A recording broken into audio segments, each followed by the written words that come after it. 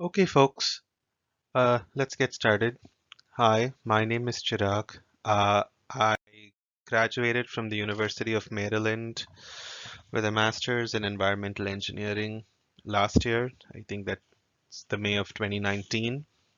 I currently work as a water wastewater engineer with CHA Consulting. Um, and in today's lecture, we'll be focusing on the importance of data analysis in environmental engineering and how it's done.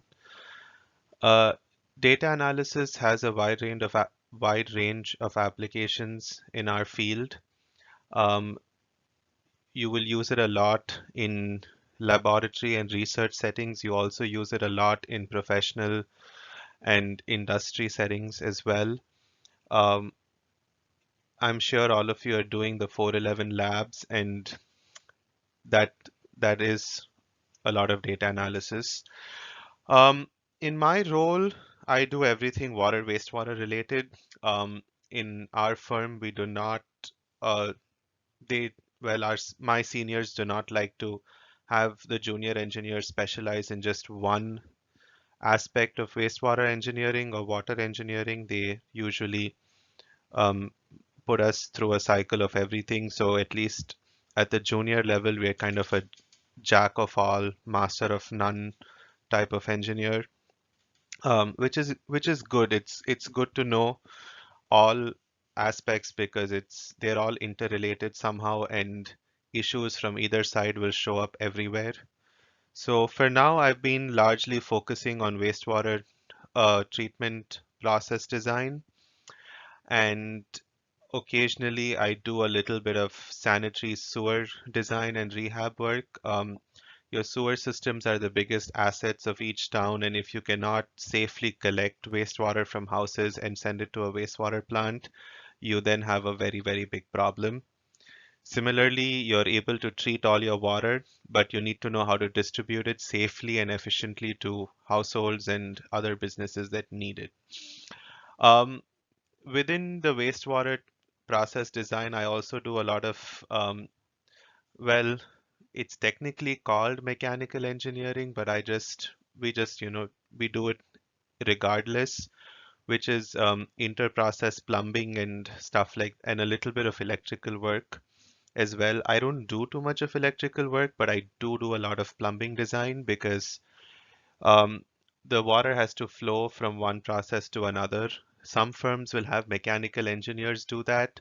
We just prefer to do it ourselves because each time, there's a small change in the process, your plumbing does change significantly. So it's always a good idea to be familiar with everything and do a little bit of everything. So at least as a junior engineer and moving on in your career, a lot, you become a better engineer.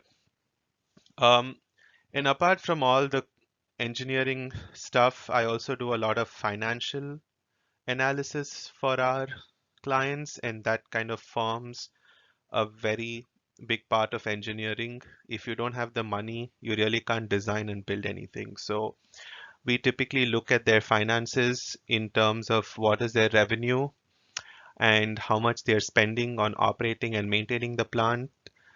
And many times you will find that spending a lot of money in capital improvements greatly reduces their operational costs, and then you have something called a payback period. So you install a couple $1 million worth of equipment and you recover that money in the form of lower operational and maintenance costs. So this is another type of analysis we do to kind of show them that, hey, if you spend $5 million today, you will recover this money by slashing your operational costs in half for the next 5 years.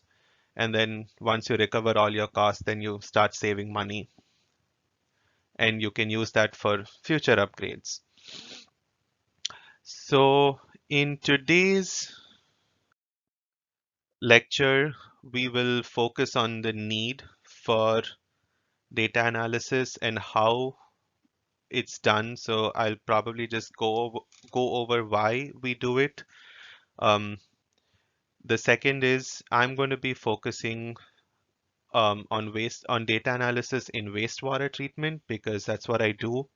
So using wastewater as an example, in each case, I will kind of explain what we do and how we do it, and you can similarly apply that to other aspects of environmental engineering, be it pollutant remediation, groundwater remediation, solid waste handling, landfills, air pollution, and industrial pollution. Uh, Before that, I know many of you have probably not taken 412. That's Dr. Davis's unit operation classes. So I will try going over his entire class in 15 minutes so that you kind of understand what's going on in the rest of the lecture. And there are a lot of examples to show you what I did and how I do them. And I guess we have, well, this is recorded, so you can't really ask me questions, but you can ask Dr. Torrance to send them to me and I can answer them. And I do believe there's some kind of roundtable discussion, so you can maybe ask them then. So make a list. Another pro tip, always make lists. So let's dive in. One of the biggest one of the biggest needs of data analysis and maybe even its importance is arriving at appropriate design assumptions. So how do you design a wastewater plant? There are several ways of doing it. One way is you can just say, well, I'm going to assume these parameters like BOD, TSS, influent flow, temperature, pH, nitrogen loading, and phosphorus loading, and design something. You could either end up over designing or under designing. And many times you may not even have an idea of shocks to the system. So shocks will refer to a sudden inflow of high concentrations of wastes or a sudden extra high inflow of just water because of a storm event. Um, we also use this data analysis to predict the future requirements in terms of, when is a good time to expand the plant? Um, when is the good time to upgrade certain processes? How long can this facility sustain in the current mode of operation? Uh, each state's environmental body will provide a discharge permit for the plant based on this data.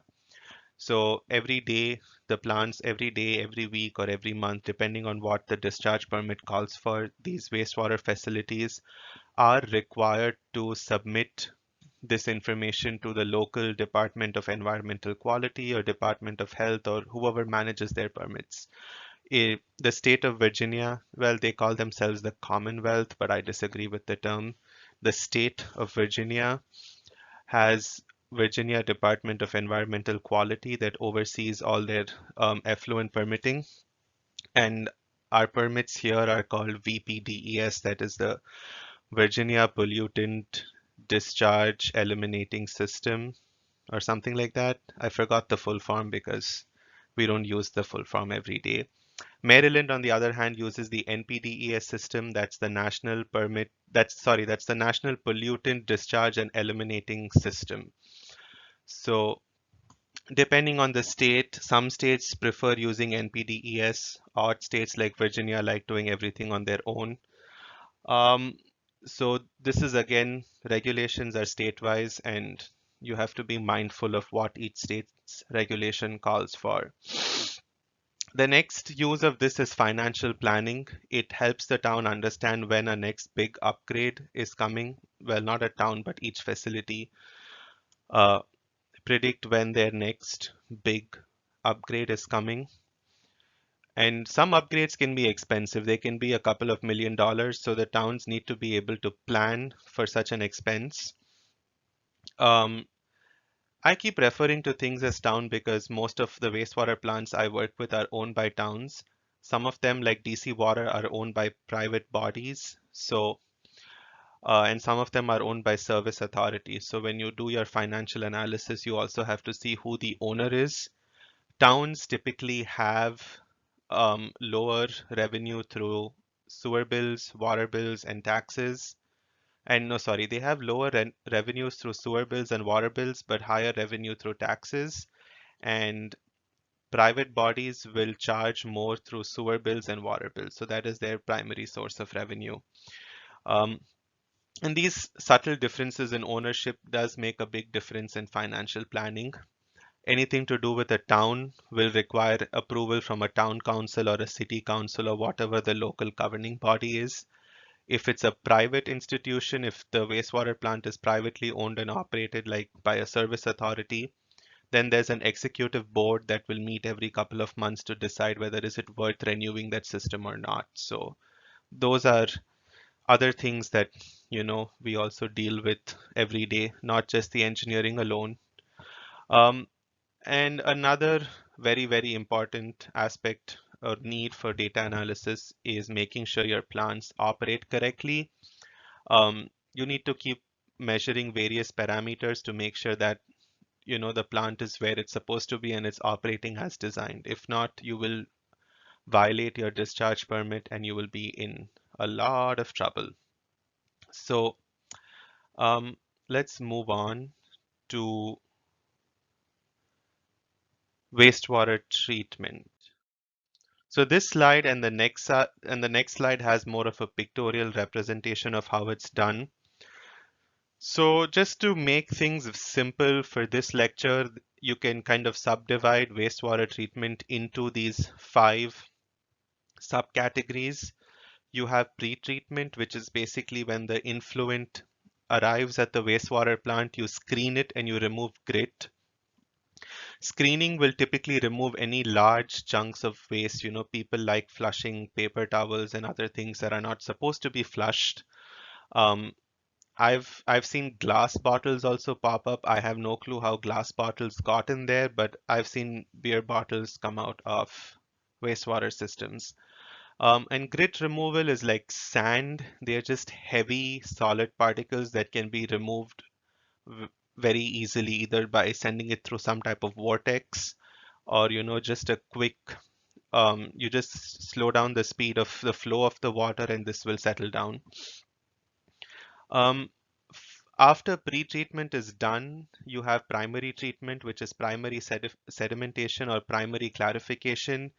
It's basically you slow down the flow of water and keep it at that very slow speed. So most of the solids kind of just fall out and collect at the bottom of the basin. And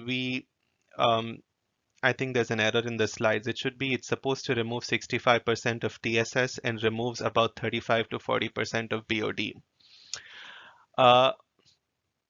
Secondary treatment is where the actual treatment of wastewater is. Some people refer to it as the actual treatment because you're providing a lot of air and then you allow bacteria to grow and they start consuming all the organic substances and digesting them to form water, carbon dioxide, nitrogen, and simpler elements that are no longer harmful. Tertiary treatment is advanced treatment. You basically nitrogen is removed here. So any kind of nitrates, any kind of, nitrogen acids like I guess amino acids and proteins that end up in the wastewater are converted to ammonia through nitrification. And then that gets converted to nitrogen gas. Same thing with phosphorus removal.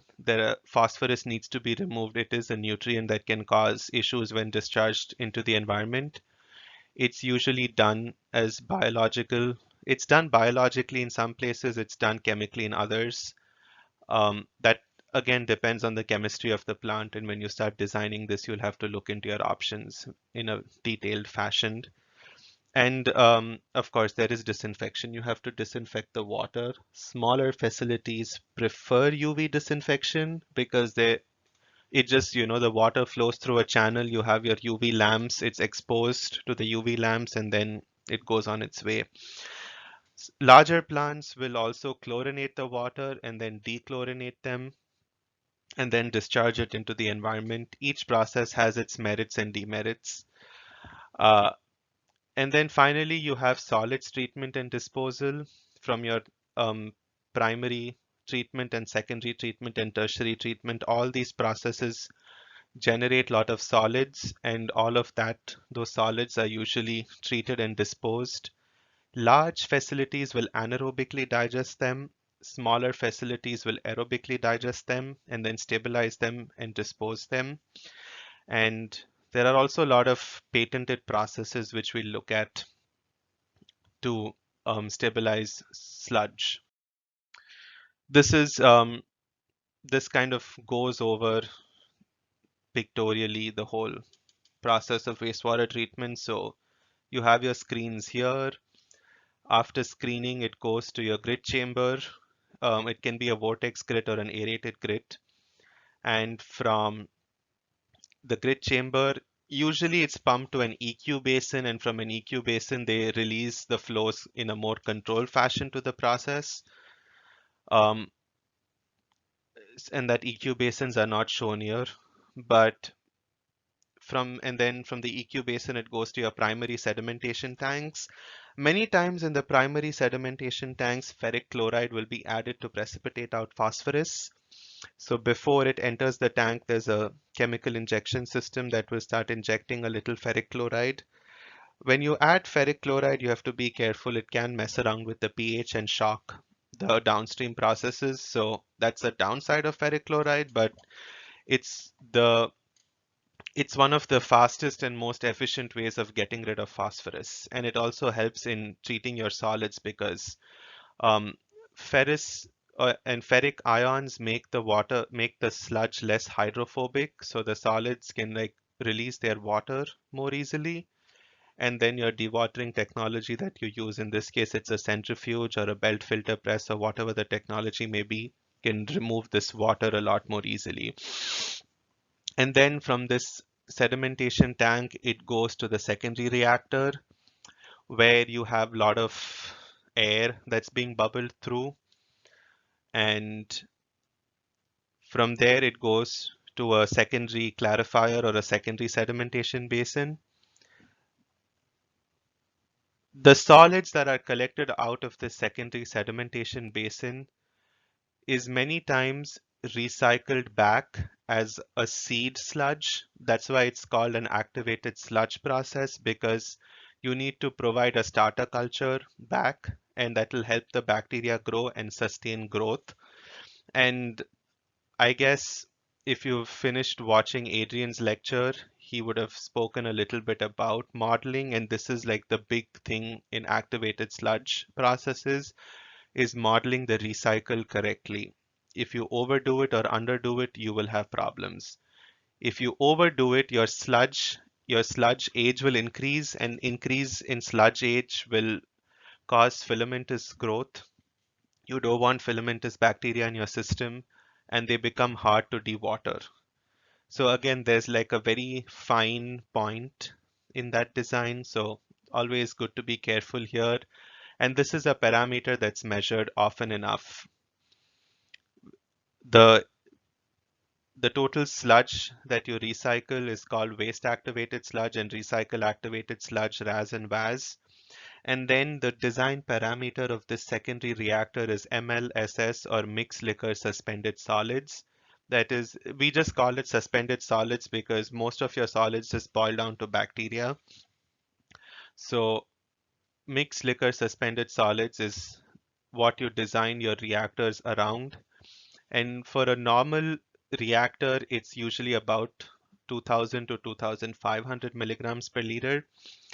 If you go into special processes like biomag and MBRs and stuff like that, you can go all the way up to 10,000 to 12,000 milligrams per liter, and they have their advantages and disadvantages. So when you design, you compare, and if there are more advantages than that disadvantages, then you would go for those processes. So because, for example, because if you can maintain a higher MLSS, you can um, reduce the footprint of the plant. And in many cases, having a smaller footprint is what is required. So you would spring for a more expensive process. And then many times this nitrification and denitrification that you kind of see here is coupled with your secondary reactor. Those processes are called a modified Barton-Faux process, a modified um, Ludwig-Ettinger process or Ettinger process. There are many ways to pronounce their names. And these processes are seen very often in smaller plants that do not have the luxury of space. And again, the design parameters for those will change a little here and there. And once you get into the weeds of this, I can go on and on. And similarly, sludge treatment is done. I guess this is how DC water used to do it. They used to use lime to stabilize the sludge and then send it off to a landfill or dispose it through land application. But now they have patented technologies like CAMB. CAMB basically pressurizes the sludge and heats it up in kind of a pressure cooker, and then they anaerobically digest it and then dewater it. So um, that really helps. That helps them recover a good amount of energy as well. So that's where you do your capital cost versus O&M cost analysis. I'm assuming the CAMB system would have been very expensive to install, but the amount of money they save on energy is probably worth it. I believe they're able to power 1/3 of their plant from the biogas generated from that process. So let's move on to common wastewater terms and parameters.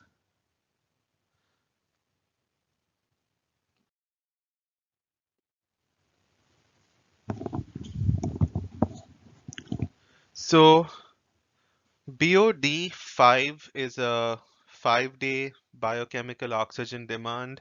If you have done a BOD lab in the past, there are several ways of doing it. The most common way of doing it is inoculating not inoculating, but letting it sit in those jars for about 5 days. Um, Usually, since this takes 5 days, we also do a COD test, which is more or less, you get the results in an hour, hour and a half, or something like that. It's a lot faster and gives the operator a more instantaneous reading. Um, so that's why the COD is also done in a municipal setting. COD is more accurate in an industrial setting, though. P is obviously a phosphorus. You have N for nitrogen. DO is dissolved oxygen. TSS is the total suspended solids. VSS is the volatile suspended solids. So VSS is basically a measure of your organic solids. So once, even after bacteria die, they just remain as, solids in the system, which can then be burnt off. MLSS is your mixed liquor suspended solids, and MLVSS is your mixed liquor volatile suspended solids. Um, MLSS and MLVSS are essentially TSS and VSS, but they are only used when you're in an aerobic digester or in a secondary digester. So that is the only time that these terms are used, because you're actually maintaining a, a certain mass of bacteria or solids in the system to get that amount of treatment that's required. HRT is the hydraulic retention time. It is the time that you kind of hold the water in each process. So how much time would you hold it for in your primary clarifiers, in your secondary clarifiers, in your actual aerobic treatment tanks and your tertiary tanks. SRT is the solids retention time. It's how much time the solids are held in the process. So how long your SRT for, say, an aerobic treatment system is usually between 15 to 20 days, is how long the solids are retained for before they get wasted. RAS, VAS, and DS, returned activated sludge, waste activated sludge, and digested sludge.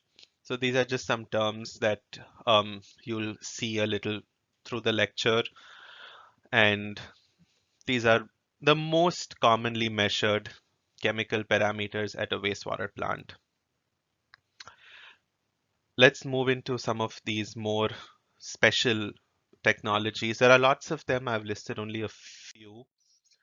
So you have the membrane bioreactor systems. Basically, the membrane bioreactor systems combine your primary, secondary, and tertiary treatment into just one reactor system. So you can maintain a very high MLSS of about 12,000 milligrams per liter. And then once the whole treatment is completed, this goes into a tank that has these membranes that act as a physical barrier to filter out the water.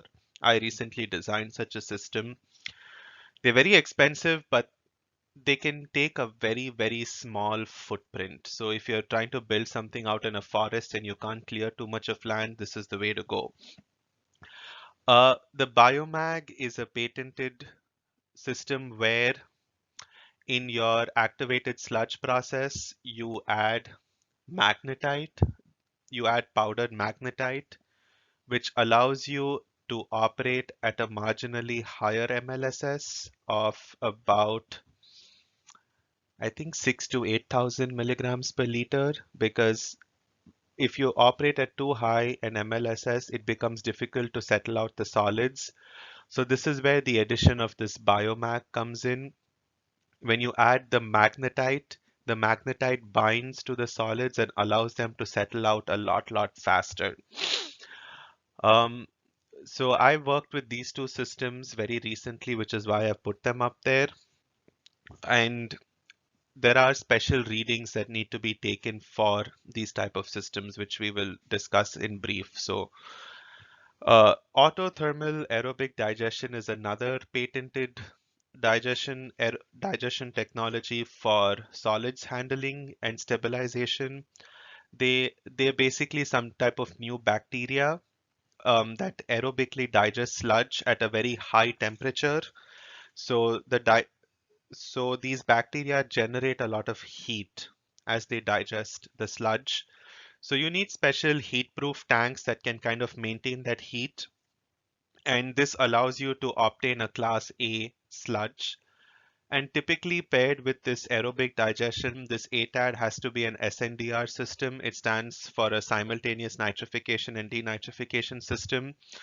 So they turn the air on and off, and it cycles the sludge through an aerobic and an anaerobic cycle, which allows it to nitrify and denitrify. So you're reducing the ammonia that is present and the nitrates that is present in the sludge. And it also allows the sludge that comes out of the ATAD system to cool off.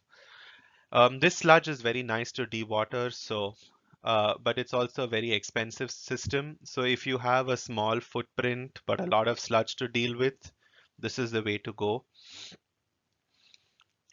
The next, moving on, I don't know why is this not moving forward, but here. So these are what we typically analyze and measure. So a wastewater plant will typically measure some of these every day and some of these weekly, and some of them just depending on, how they operate their plant, what they want to see, and what their permit calls for. Things like E. coli is probably measured once in a week. Some places they measure it every day. Again, it depends on what their permit calls for and what they want to keep. We urge our clients to measure everything every day because it becomes easier. You have a lot of data to analyze and you can plot good trends. So BOD, COD, alkalinity, temperature, flow, that is inflow and effluent flow, and fog. Fog is fats, oil, and grease. These fog is usually not measured every day, it's measured once a week or something, but the rest of them are measured every day and they have to be measured every day. The same with TS, TSS, VSS, and MLSS. Most plants will do TSS and MLSS every day. MLSS needs to be done every day because you need to know at what MLSS your operator is reacting and if you have to adjust your recycle or your waste flows. Um, Usually many plants will also measure this twice or thrice a day to adjust their processes, especially in seasons where you have a wide variation in temperature through the day. Nitrogen is measured as TKN, TN, ammonia, nitrates, and nitrites. You can look up what TKN and TN are on Google. Sulfur is measured as sulfides, sulfates, and sulfides. dig acids are digester acids. So typically in anaerobic digestion, um, if you go into the chemistry and microbiology of it, the way it's converted is it's converted to an acid, and then that acid is again further broken down into simpler substances.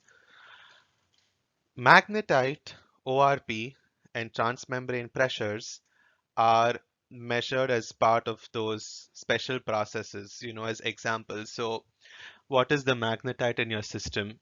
And again, when you do a biomass system, there's a specific concentration of magnetite that has to be maintained for it to, correctly settle out. You can't have too much, you can't have too little. ORP is measured in your SNDR systems because when you switch between aerobic and anaerobic, your you have pH changes from alkaline to acidic. And transmembrane pressures are measured for MBR systems. If you have too high of a transmembrane pressure, your membrane can blow out. So these are like random things that are measured when you have special systems as well. Uh, Sorry. Uh-oh. Well, I wanted to ask y'all as a homework to make a list of where you think these are measured, but I accidentally moved on to the next slide. But the typical locations to measure these are at the influent and the effluent. The effluent has to be measured because that's your permit requires it. Again, the influent, so the operator and the plant knows what's coming in. Some parameters are measured after primary clarification, some during and after secondary clarification, and for special processes as needed. We have all this data with us, so what do we do with it? Instead of seeing rows and columns of data, the best way is to put it in plots, graphs, and figures. Um, we typically do a parameter versus time plot where time is always on the x-axis and the parameters on the y-axis. Occasionally, I would do a comparison between the parameter and flow. That's really rare because it's not needed. And once you have these graphs and figures, you kind of just need to see what story they narrate. So some of the graphs and the plots that we use are line graphs, scatter plots, and box and whisker plots. Um, Look up the definition of a box and whisker plot on Google or YouTube or a textbook or whatever, but they are a little different from normal plots, but I have a bunch of examples. The next is we also compute the minimum, the maximum, the rolling average, and the mean of each data set. Rolling averages are not done all the time. It really depends. An operational parameter like say SRT or HRT or MLSS would get a rolling average. Um, then the other non-measured data that you have to analyze. What type of connections does your wastewater plant serve? Is it for a college town or a dorm? Are there industries connected to it? Is it a resort town? Is it a campground? So you need to understand, especially with smaller systems, because you will see a bigger range or of chemical parameters with smaller systems versus these larger systems. So something like DC water, it doesn't matter if there are one, two, three, or four universities connected. It's not going to shock them too much because it's such a large sewer system that's collecting and draining into that plant. So as an example, I was studying a wastewater plant that served primarily a college town. The population of the town was about 10 to 15,000 local residents and another 40,000 students. It's not College Park. Um, for the sake of their privacy, I'll keep the town confidential. But we found that when the school was in session, the plant obviously received higher flows because you have twice the number of residents living there. But also the strength of the wastewater significantly increased. And after trying to understand why would the strength grow up, now the flow is obvious, you have more people, but why does the strength go up? we finally came down to the very funny conclusion that undergrads and grad students release stronger wastes, but probably because you're like partying and drinking a lot, so there's a lot more carbon going into your system and lots of that carbon has to get out. That was one of the conclusions. And the second conclusions was that y'all shower less. So showering and doing laundry dilutes wastewater. And if you'll do that less often, you probably are going to see stronger wastewaters because you're still pooping and peeing all the time, but you're not showering all the time. So, and then of course the dining hall start cooking, and you know how dining hall food is. It's just greasy and blah. Uh, and then if you have an industry connected to a sewer system, you will probably have an industry specific pollutant depending on the industry. So if you have, say, a dairy industry connected, you'll see a lot of fat and grease in the water. If you have a winery, you'll just see higher BODs all the time. So if it's a resort town, you will see higher BODs and stronger wastewaters and stronger flows on the weekends. And then you also have to kind of consider the age of the sewer system. Now, sewer systems are broken most of the time, and they allow a lot of inflow of storm water. So it percolates through the ground, gets into the sewer system, and gets to the plant. And that kind of dilutes the wastewater. So we're running short of time, as always. So I'm going to go into the examples and wrap up the presentation. So I plotted the influent flow of a plant versus time. Um, this plant's peak design, you usually have an average design and a peak flow that you design around. Is the peak flow for this plant is only 7.75 mgd, and the influent pump station is designed to only pump 12 mgd, but you can see that the partial flume that measures this flow in some cases has kind of measured over 12 mgd. So that shows that the sanitary sewer system is allowing a lot of flows from the storm event to reach the plant because manholes can be cracked, sewer pipes can be cracked, and so on and so forth. And you need to remediate that as well. So expanding your plant is not the solution for that because many times just remediating broken sewer systems are a lot cheaper than expanding your plant. But based on this pump station max flow of 12 mgd and the peak design flow, that's how you kind of size your EQ basins. You know, you just can't randomly say, I'm going to put a 1 million gallon tank for an EQ basin. You have to justify that through engineering and math. And you can also see a trend over here where for some time in 2018 and 2019, the plant sort of got a higher flow and then it went back down, and now it's again gone up and then again come down. So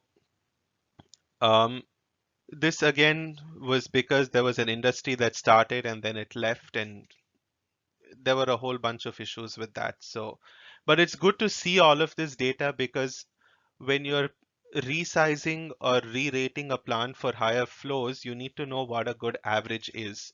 So here you can see I have this average marked out as 3.8 mgd, and the plant was only is currently sized for I think 5.3 mgd. So size wise, they're good. The next example is your Influent BOD. Now, if you have, say, firstly, this is a good way to see what your variation in BODs are. Instead of saying, I'm just going to assume 200 milligrams per liter and design or redesign the whole plant based on that number, you can use the average that we have here, which is 134 milligrams per liter. So for this plant, we used 150 milligrams per liter as a good number to design around. Now these random peaks that you see here, you know, above 400, about 350, 290, these can be indicative of illegal discharges into the system from some factory or something like that, because domestic wastewater has no reason to be this strong. The plant did do a little investigation and they found some kind of, I guess the industries that were connected to the sewer, their initial wastewater treatment systems failed and they just released it into the municipal sewers, which is not good. So they were fined and they had to fix their wastewater system before they released it into the town's municipal collection system. These industries won't do advanced treatment. They will have some type of primary treatment to just reduce this BOD numbers. Or they will have to pay more to the town or the owner of the wastewater plant. The next is Effluent TSS.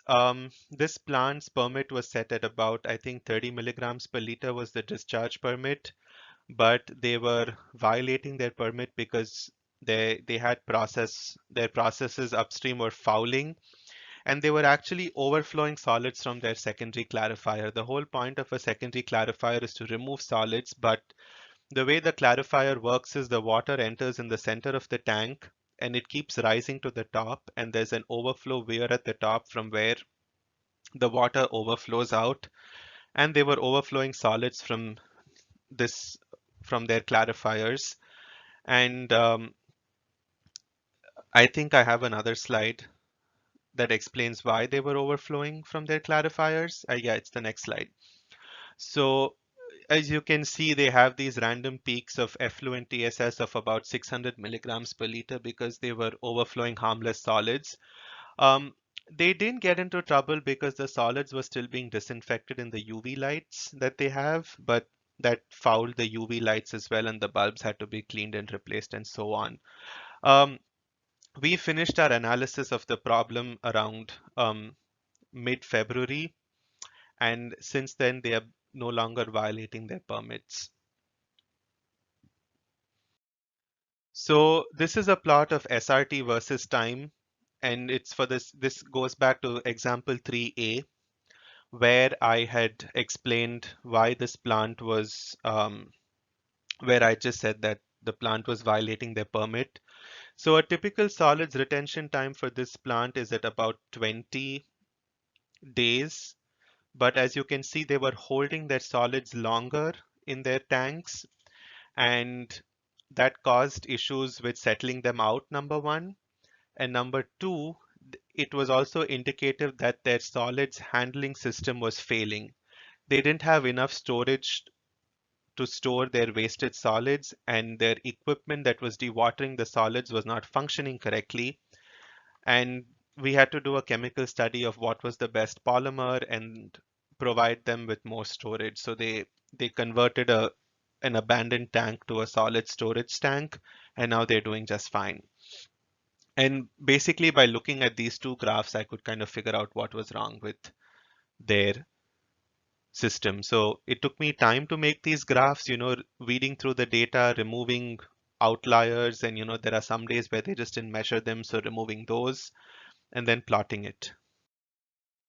Now we'll move to box and whisker plots. Box and whisker plots are another good way of seeing data because you can clump them by month, by week, or by season also. So here we have 3 years worth of data clumped as in each month. So you can see the flows clumped as a monthly for the last 3 years. This is a different plant, but example 1 shows you the flow versus time as daily points. This is an effluent flow. This is not an influent flow. So never ever assume that effluent flow and influent flows are the same.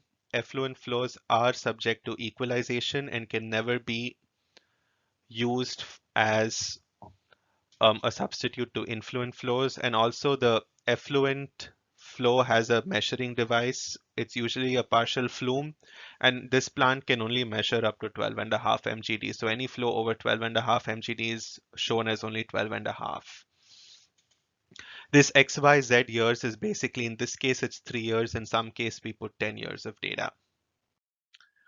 Um, this is just influent temperature. Influent temperature is important because the colder it becomes, the reaction rates of the bacteria slow down.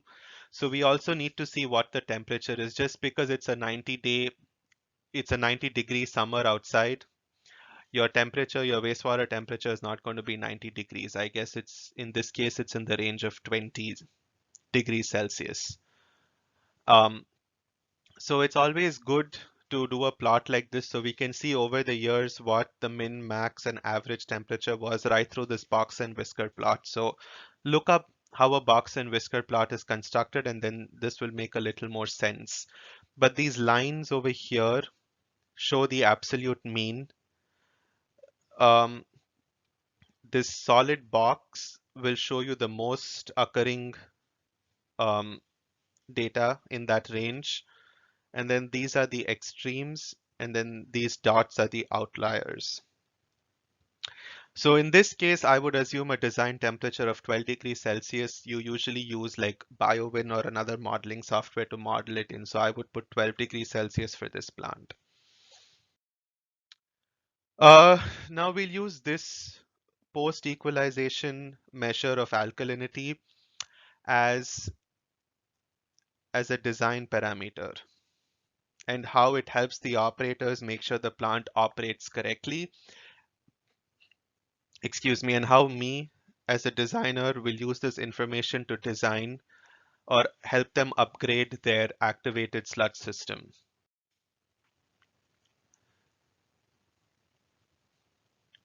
So alkalinity is a very important parameter in an activated sludge process. You need to have a good about 200 milligrams per liter for the bacteria to, function as efficiently as they can. It kind of helps regulate the pH as well. Um, as you can see in this case, most of the time their alkalinity is above 200, but there are random days and times when it drops.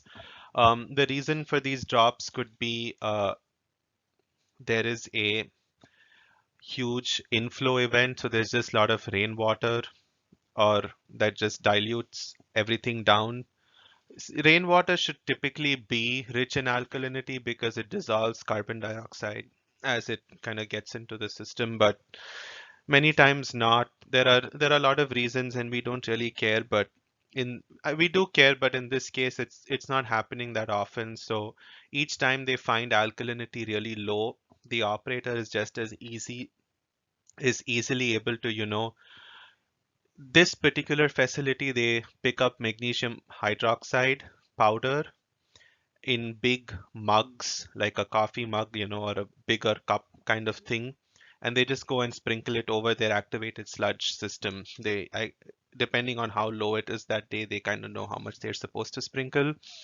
So usually it'll be about a couple of pounds of magnesium hydroxide or lime or something of that sort is usually thrown in. Um, so in this case, as a designer, so in terms of an operator standpoint, they know that they can just go and throw a cup or two of magnesium hydroxide or lime, and they should be good to go on the days where this alkalinity is low.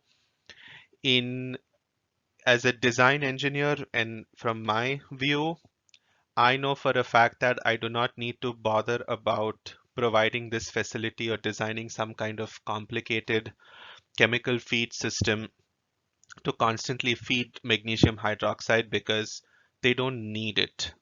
There are some plants that do need it, like that MBR that I designed a while back does require a constant magnesium hydroxide feed, and we had to design a chemical feed system into it because it had to be constantly fed.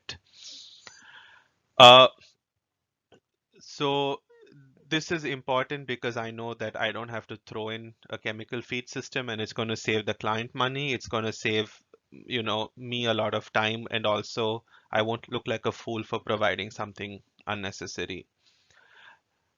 The next one is, I guess, effluent ammonia.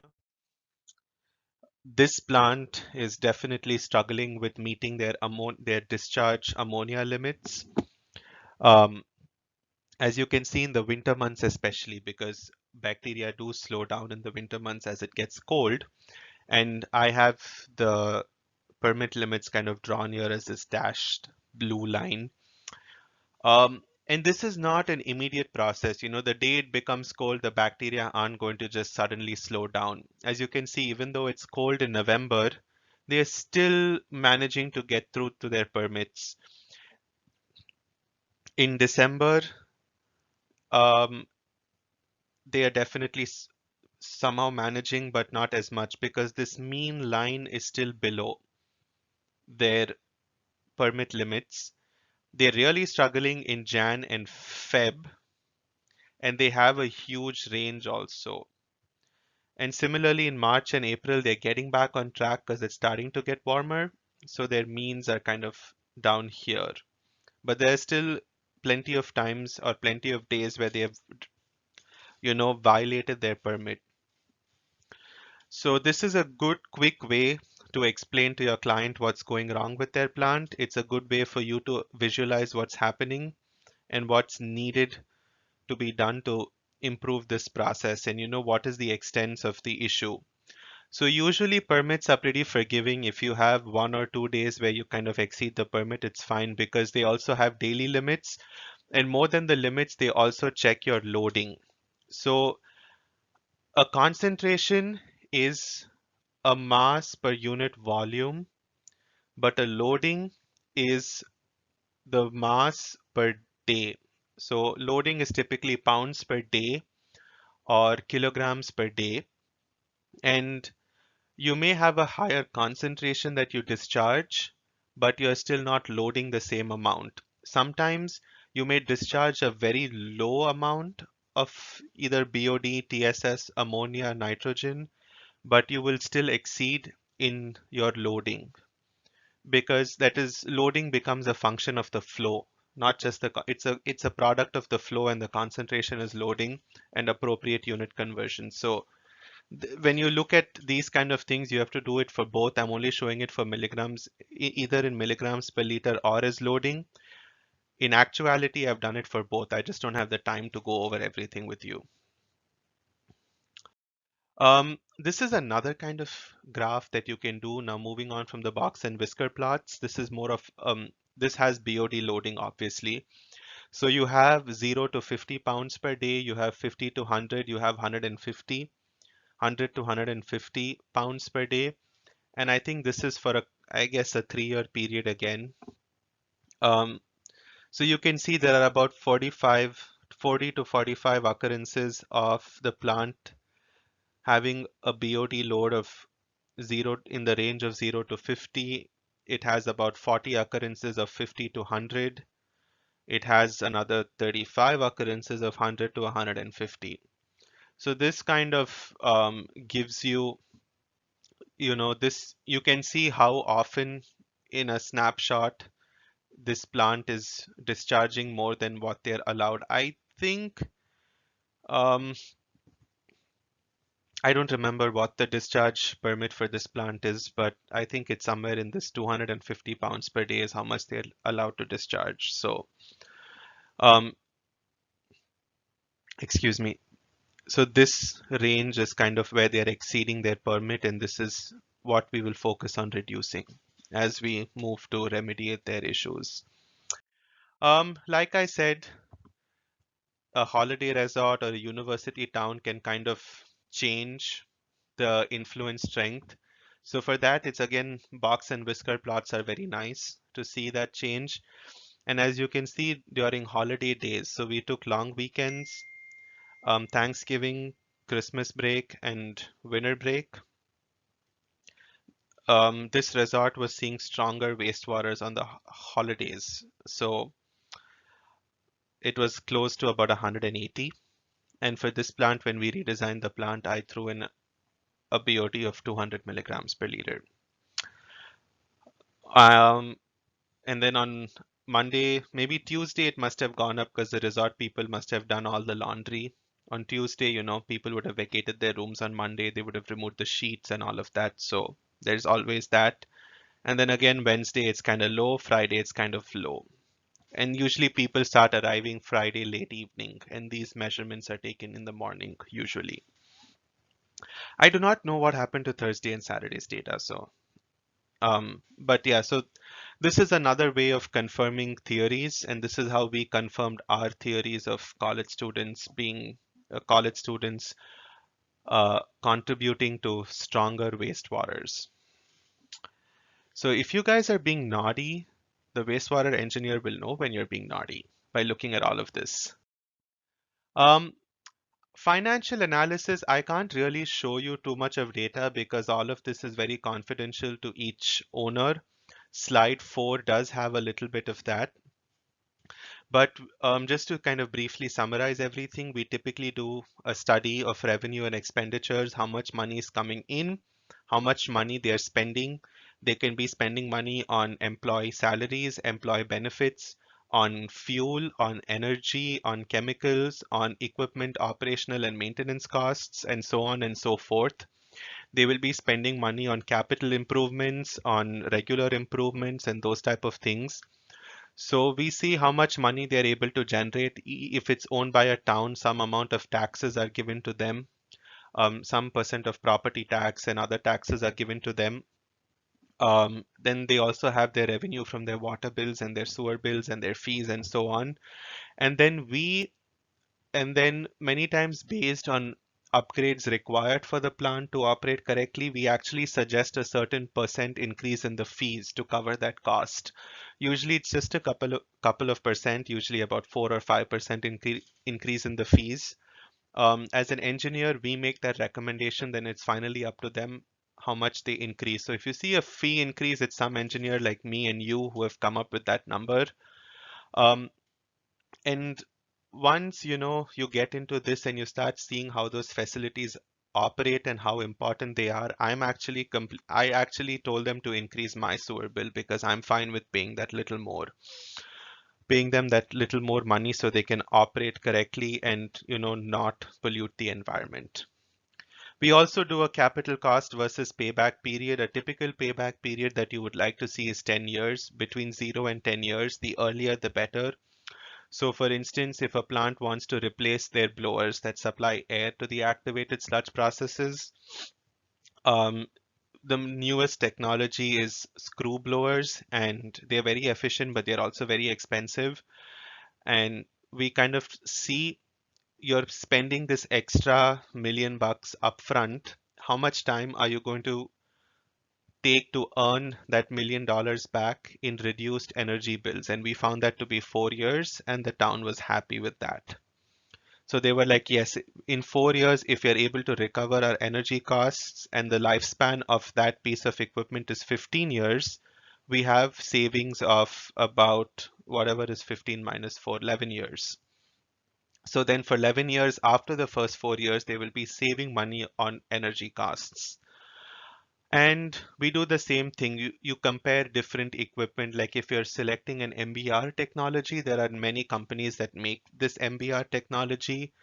You would do a comparison between their O&M costs for each, their capital costs, and see over a 20-year lifespan which is cheaper. As a prudent engineer, never ever look at the upfront capital cost. You also have to see the operational and maintenance costs of them. So for example, uh, a BMW and a Lexus may be priced the same, but in the long run, a BMW is more expensive to maintain versus a Lexus, just because Japanese technology is better or whatever. So this is just like a quick example that you can easily understand. Uh, and that's how you need to look at all of this. So, at times we will suggest equipment that are exorbitantly expensive, but they have a lot of other benefits in terms of operational maintenance and energy efficiencies. So, for example, in solids treatment, a centrifuge will be a very expensive option capital cost wise because they are complicated pieces of equipment. They have a lot of motors and moving parts. Their maintenance is also expensive, and they are very energy heavy equipment. They use a lot of power. But when they dewater sludge, you get the driest possible sludge with the centrifuge, and you save so much money on disposing your sludge that it makes sense to spend that extra money on a centrifuge. And many times that is how you would convince like the executive board or the town to move forward with such a project. And I actually recently did that, which is how I can give you this example.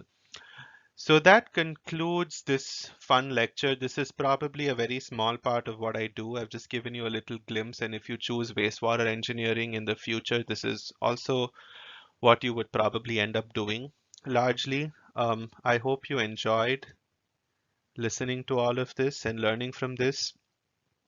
I did find it kind of odd talking to a computer screen with no one sitting in front of me, but desperate times calls for desperate measures.